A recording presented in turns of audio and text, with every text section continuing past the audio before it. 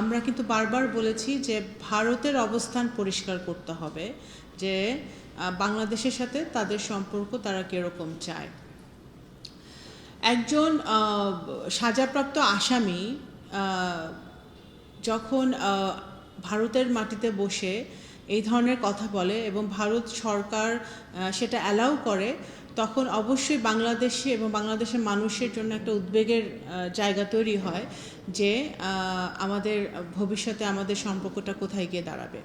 তো আমরা এইটা হচ্ছে আওয়ামী লীগের পুরনো একটা চরিত্র, যে যখনই শেখ হাসিনা যখন বাংলাদেশে 17 বছর ধরে দমন পীড়ন করেছেন, তখনও কিন্তু আওয়ামী লীগের সময় কোনো ঘটনা ঘটলেই একটা মানে এখানে এক্সট্রিমিজম, টেরোরিজম এই ধরনের একটা ন্যারেটিভ তৈরি করার চেষ্টা হয়েছে।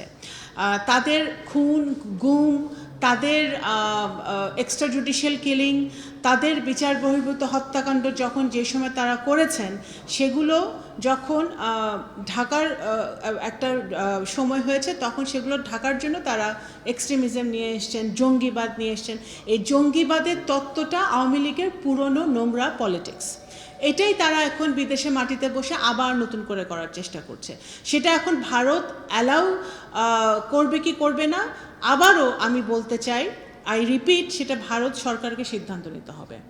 এবং এটা এই জঙ্গিবাদের তত্ত্ব আন্তর্জাতিকভাবে, জাতীয়ভাবে সব আওয়ামী লীগের সময়ও মানুষ এটা বিশ্বাস করে নাই, আন্তর্জাতিকভাবেও সেটা কেউ বিশ্বাস করে নাই, এখনও এটা বিশ্বাসের তো প্রশ্নই ওঠে না।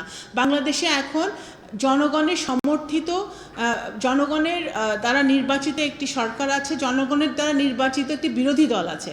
এখানে কোনোভাবেই জঙ্গিবাদের কোনো প্রশ্নই ওঠে না। এটা আওয়ামী লীগের একটা পুরনো তত্ত্ব, আন্তর্জাতিক মহলে অ্যাটেনশন পাওয়ার জন্য এটা করা হচ্ছে। এবং মানবাধিকার, এখন যখন আওয়ামী লীগের মুখে গণতন্ত্র শুনতে হয়, আওয়ামী লীগের মুখে মানবাধিকার শুনতে হয়, তখন এটা অত্যন্ত হাস্যকর একটা ব্যাপার হয়ে দাঁড়ায় যে যখন চৌধুরী আলমকে গুম করেছিল, যখন ইলিয়াস আলীকে গুম করেছিল, যখন সুমনকে গুম করেছিল এবং তাদের মতো বহু লোককে গুম করেছিল, তখন মানবাধিকার কোথায় ছিল?